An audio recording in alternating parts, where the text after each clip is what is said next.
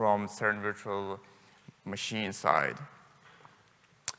So what is CERN? And CERN, in some sense, you can think CERN as what is Linaro Connect. Well, what is Linaro? We are very distributed. If you look at where the people come in, it comes from many different countries.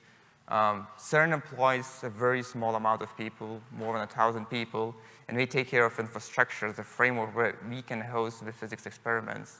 But majority of people belong to different institutions, different universities, different scientific research institutions, and you can see the distribution based on nationality. So it's truly international collaboration. So where is it?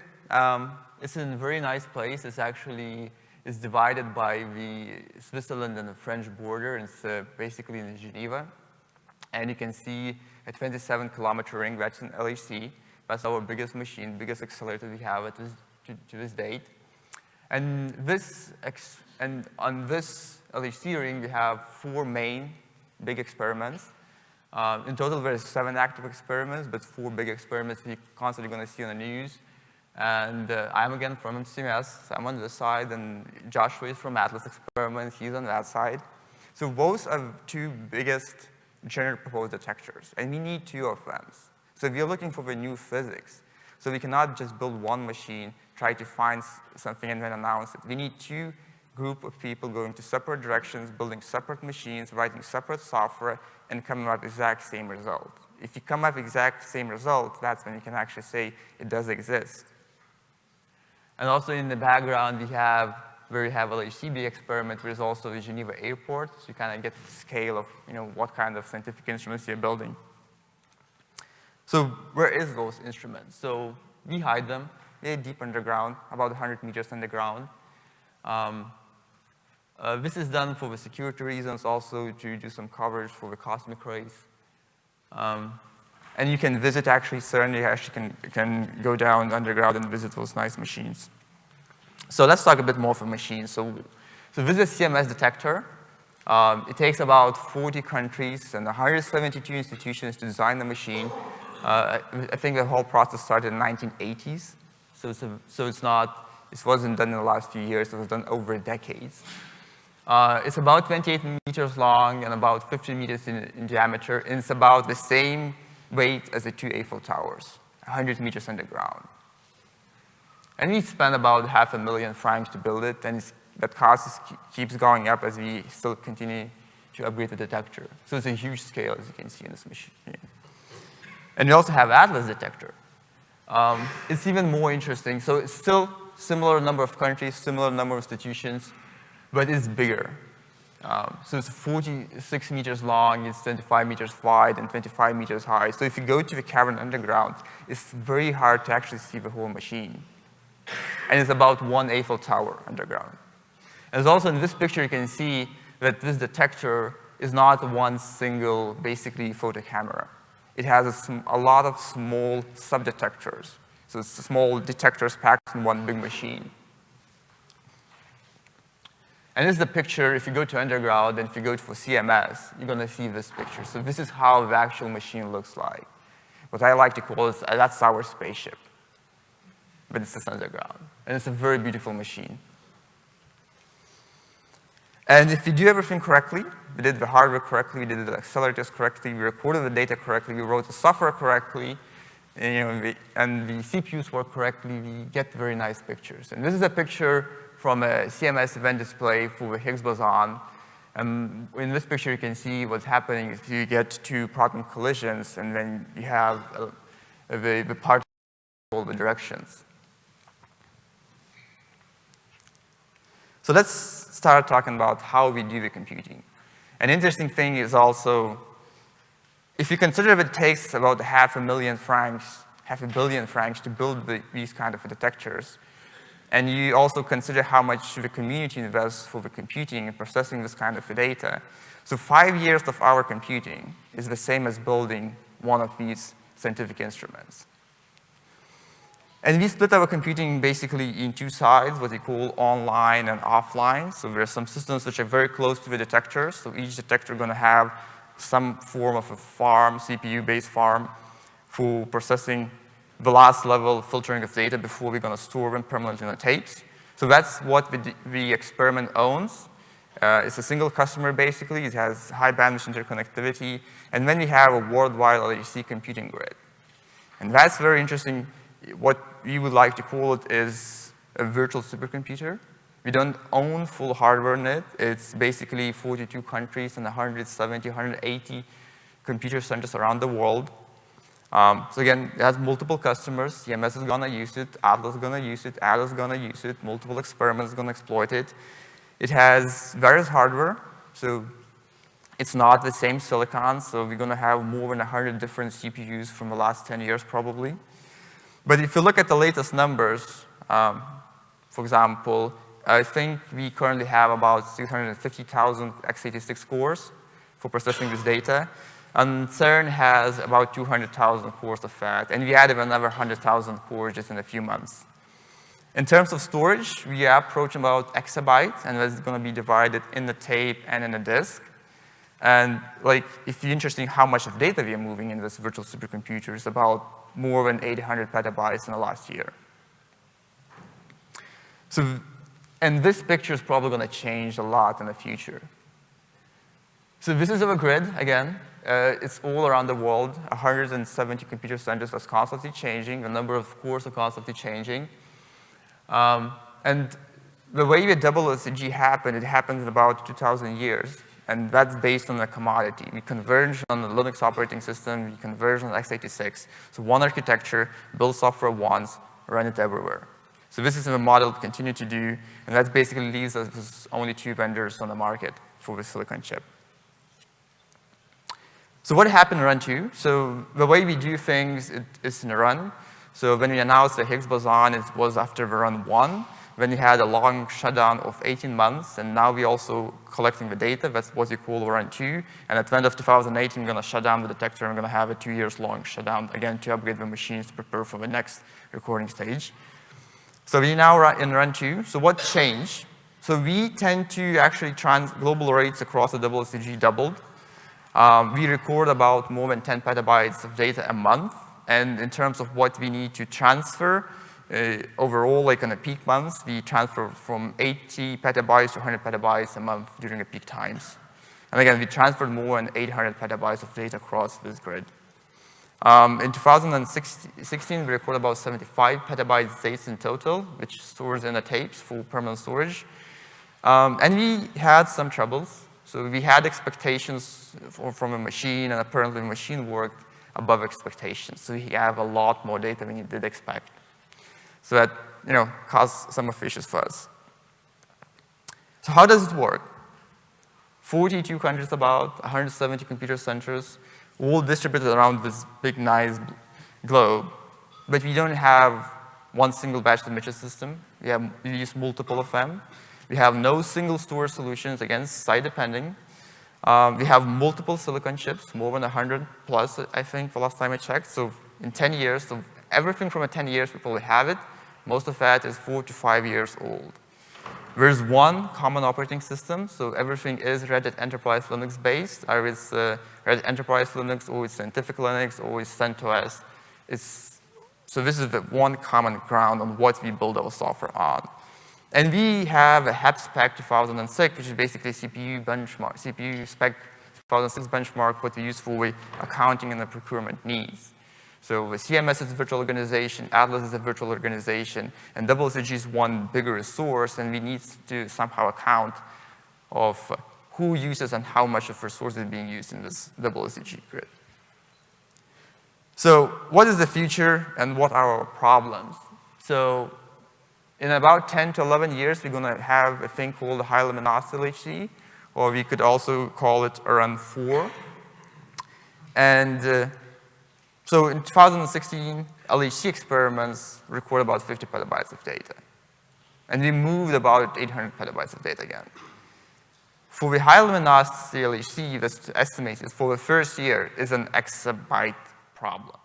We plan to record 800 petabytes of raw data in 2027, and we plan to have derived data, just one copy, and we have multiple copies for safety, 900 petabytes of data. So our problem is becoming more bigger. And in terms of CPU, if we look at 2016, we need about 60 times more than what we had in 2016. The problem is our budget is flat. We do not expect to have more money in 2017, so each year we're going to spend the same amount of money for our computing needs. And if you look at that, if you do the math, you're probably going to be short like 10 times less. So the run 2, which we're doing right now, is the evolutionary process. We can handle that. The run 3, we also can handle that.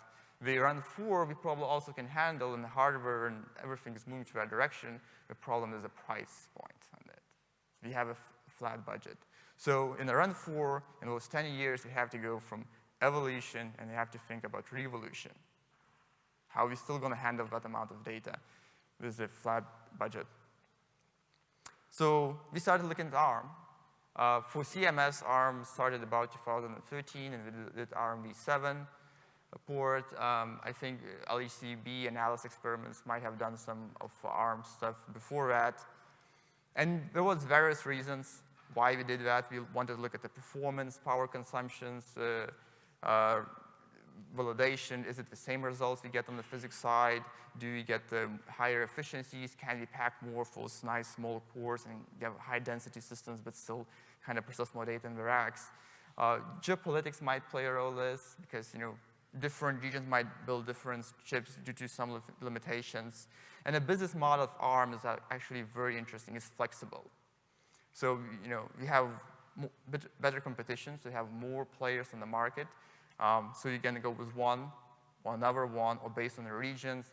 If even everything is not satisfying you, you can actually build your own silicon chip and continue to run the software. And if you start thinking of ARM and you saw the projections for higher luminosity LHC, you need to think, so how ARM can actually change that curve? Will it change it or not? So it's very interesting questions. So let's talk what we actually run in that WLCG.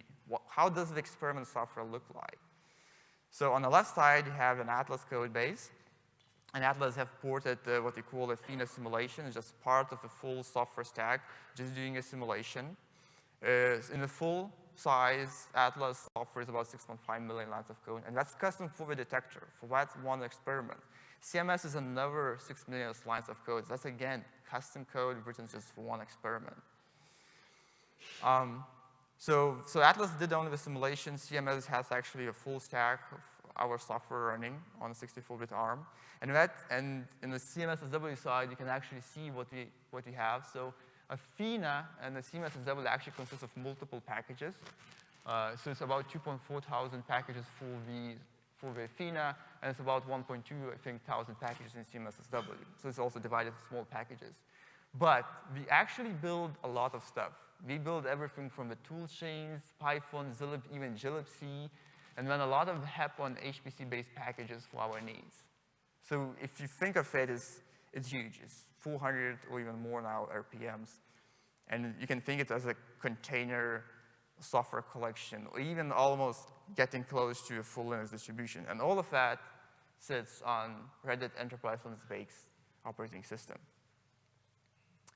And again, if those 6 million lines of code dedicated for one experiment looks a lot, when you look at different projects like Root 6, also developed by CERN, that's another 1.7 million lines of code. Jan 4, which we're using for simulation, that's another more than 1 million lines of code.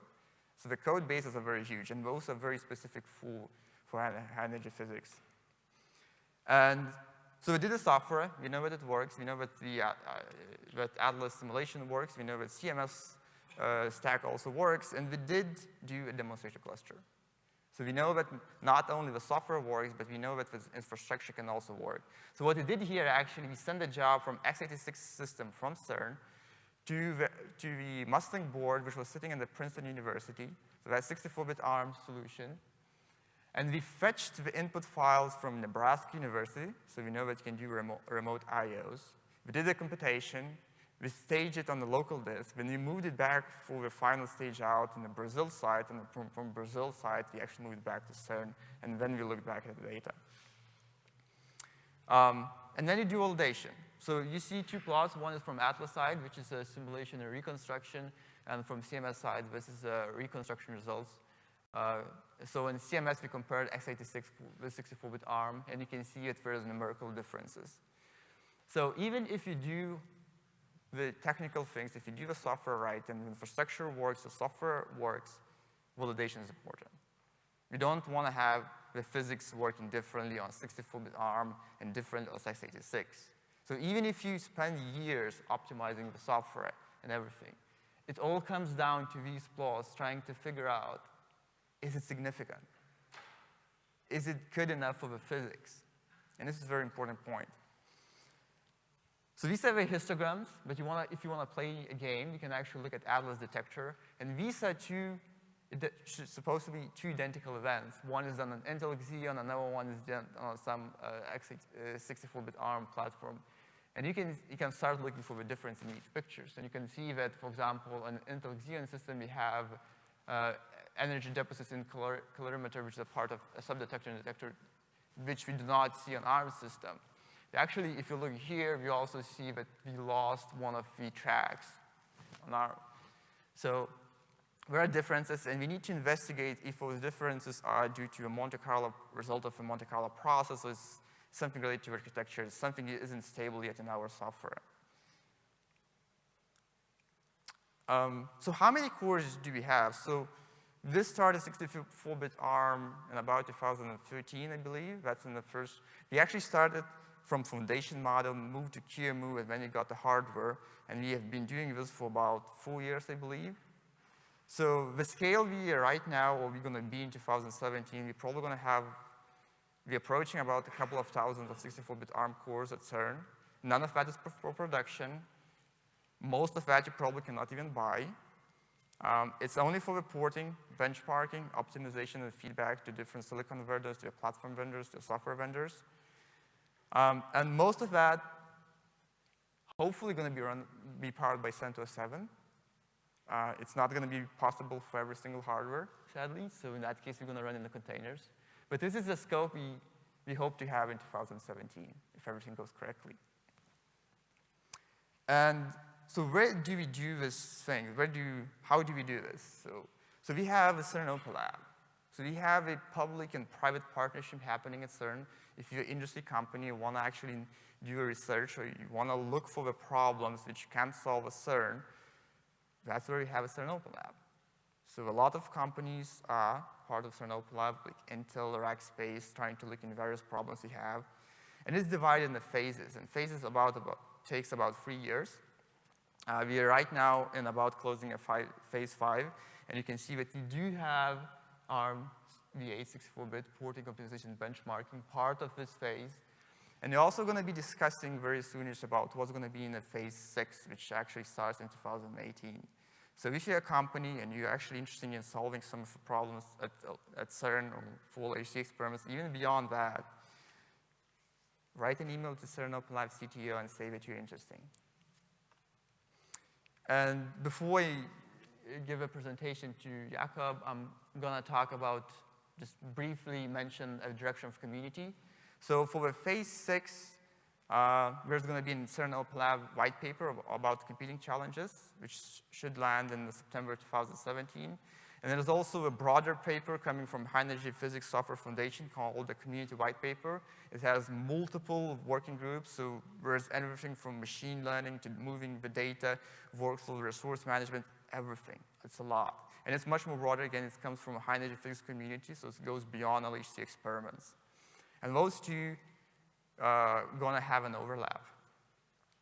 So again, where is the link? So if you're interested in what our community is thinking for the next 5 to 10 years, go to this link, find the Google Docs. There's going to be descriptions of what's happening. And from here, I'm going to give the presentation to Jakob. Jakob. Thank you.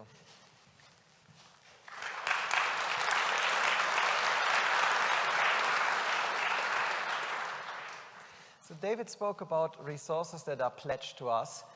There are also resources that are more opportunistic and unmanaged, which we can use in addition.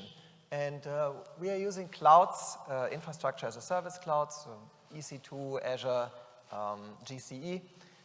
We try to run on supercomputers on these machines where you know, at some point you might find yourself in a situation where you cannot schedule one of these traditional big HPC jobs anymore, but in backfill mode, you can use the remaining free cores with HCP jobs, something we try to do. And also, we are involved in volunteer computing, where interested folks, they donate cycles from their private computers and help us do scientific computing. And this spans a wide variety of resources and environments, so obviously our applications and systems must be able to adapt. And I would like to speak about cloud and about volunteer computing.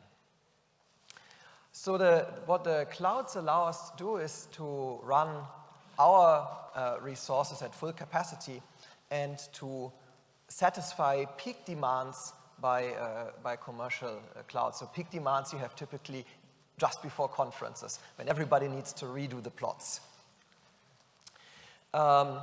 So there is a good chance that this theme of offloading peak demands we will only ever do for computing, and that we will always keep the responsibility for the data within the community, simply because we are very afraid that someone else might lose the data. Nevertheless, due to the rise of cloud and web companies, we have, you know, there was great many distributed systems and distributed systems research, and we learned from that, and we can privately adopt all the things we learned about, you know, using virtualized resources, scalable blob storage, NoSQL databases, and, you know, we have adopted products like OpenStack and Ceph and others to benefit from these advances. So one of the things we need to be able to do if we want to offload computing into the cloud, we need to be able to show that we can quickly ramp up computing. You know, we can make use of a number of resources that are added to our system. And in this plot, you can actually see two things. You can see that the base load is provided by many relatively small, you know, by a federation of relatively, you know, small sites and centers. But then you can see that, so on the x-axis you have consecutive days that, you know, within very short time we can double the capacity. So this was at Supercomputing 2016. We got a grant from Google, and so during the day we rented computing resources up with virtual machines on GCE, and, you know, when people went to dinner and to sleep, we ramped it down again. No one was looking.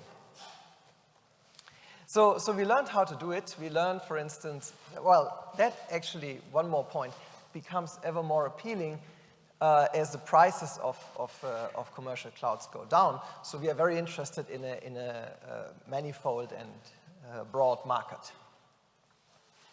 Right, so we learned a few things. We learned that when we start the number of virtual machines very quickly, we need support structure, right? We need data caches, software caches, and we need an entity. So we have now a new free parameter. We do not only have a fixed set of resources, but we can decide if we want to create more resources or if we want to shut down virtual machines. So we need an entity that looks at the demands, that looks, for instance, at spot price market and makes that decision. So that is for commercial clouds. We have on the academic, on the private clouds, it seems converging towards OpenStack and KVM, most notably the CERN data center itself, which is a 90% OpenStacked, 200,000 cores managed by OpenStack, which is growing, as David was mentioning. 3 petabytes of volume storage provided by Ceph. So this is not for the physics data. This is really the virtual machine volume storage. And one interesting point is that our data center is actually 2. So it spans 2 physical data centers. What you see here is the CERN data center in Geneva. And you see the very high ceilings. So it's an old building. And in previous times, you had the cray supercomputers in there. Now you have a more the traditional cloud data center. And in this data center, we are limited by the amount of power we can pump in. So we have a remote data center, which is actually here in Budapest, Wigner Center, which is connected by 300 gigabit links to Geneva. Right, so logically, we see it as one big data center. So once you have a cloud interface, you need a virtual machine image to do something useful. And one of the things we realized when we started looking into clouds in 2008, 2009, was that so it's very challenging to build. You have seen these very big application stacks we have in high energy physics. If we package that into a virtual machine image, we end up with many gigabytes worth of images. And the next day they are outdated and you have to produce a new one, you have to distribute it to everybody. And what we did instead, we developed a file system that helps us distributing these software stacks. It's a CernVM file system, an open source file system that uses HTTP as a transport. So we store all the software, we install it into this globally available shared software area. And it's content addressed. We use it kind of as a Git for our software binaries. And the good thing is that from terabytes of software and hundreds of millions of files, for any given computing task, you need only a tiny fraction of that. So you need typically only a few hundred megabytes. And since it sits on the file system, so automatically you only transfer exactly the bits and pieces that you need. So that was a very efficient way to distribute the software. And that helped us solve the image distributions problem. And then we thought, nothing prevents us from not only storing scientific software on the file system, but also the operating system itself. So you see we have a few additional volumes with Enterprise Linux. It actually goes back to very historic versions of Enterprise Linux for historic versions of experiment software, for perhaps even decommissioned experiments. But we still would like to, or we still can reproduce these results, and we can compare them to contemporary experiments. So in the end, this leaves us with a VM image of a very small footprint, 20 megabytes, with a Linux kernel, with the file system client, and we ported all of this to ARM. So we ported the file system to ARMv7, ARMv8, and also the virtual machine. That was a fun project done by a bright student of ours. And so everything, the kernel was recompiled, and all the little utilities we use in the init run disk, busybox and partitioning utilities. And then we taught the virtual machine about GPT, partitioning format, and it shouldn't use the master boot record, but it should use ESP for booting. So in the end, we ended up with a UEFI compliant image, and it worked. So we tried it on Xgene1 servers and on brand new Cortex A57 based servers. And you have this, so you can define a virtual machine, we can start it. You have this characteristically long QEMU command line. You see it's accelerated by KVM. And we can log in, and we can actually run some real physics applications. And that is a very promising step. So we believe that that makes us conceptually ready for ARM-based clouds. And I would like to speak a little bit now about volunteer computing, moving from cloud to volunteer computing. Volunteer computing you might know from SETI at home, the search for extraterrestrial life, or Einstein at home, the search for gravitational waves. And we have also a few at-home projects, ATLAS at home, LHCb CMS, the machine itself for the 6-track project, and the CERN theory group with the Test for Theory project. So I encourage you to look up, and if you like, join these projects, help us do some scientific computing. And this is a means of doing outreach, but it is also doing some serious computing. So if you look, for instance, at the project at the bottom, Test for Theory, this project runs simulations, so we call it event generation. It simulates what happens when two protons collide. And by doing lots of these simulations, we can help the CERN theory group to improve their codes, to build more precise and better simulation codes. And for the CERN theory group, the volunteers is actually their biggest computing resource. Right? And if you look at ATLAS at home, If we combine all the volunteers, it's ATLAS' second biggest simulation site. So the traditional volunteer computing resource, a desktop computer, is a resource that is declining.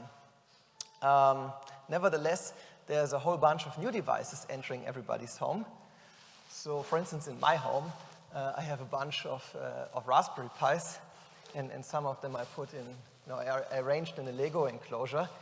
This is actually building the CernVM file system for ARMv8 with a disk CC. And if I go to my friends' homes, they also have often a Raspberry Pis or other IoT devices.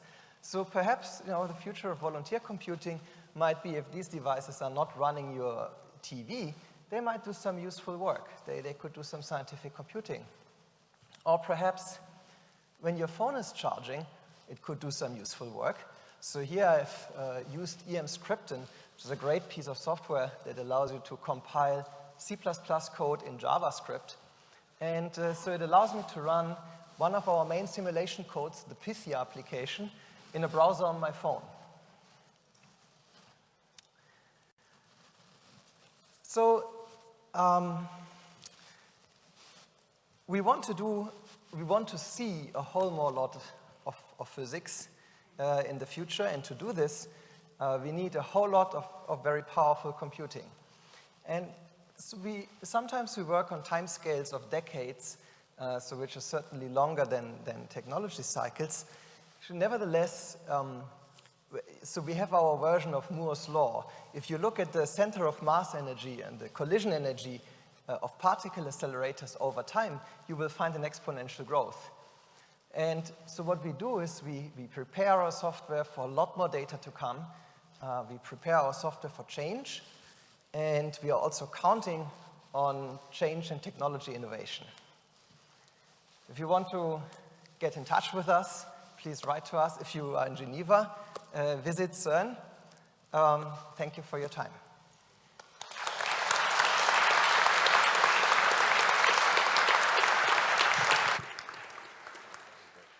So please, really fascinating topics this morning.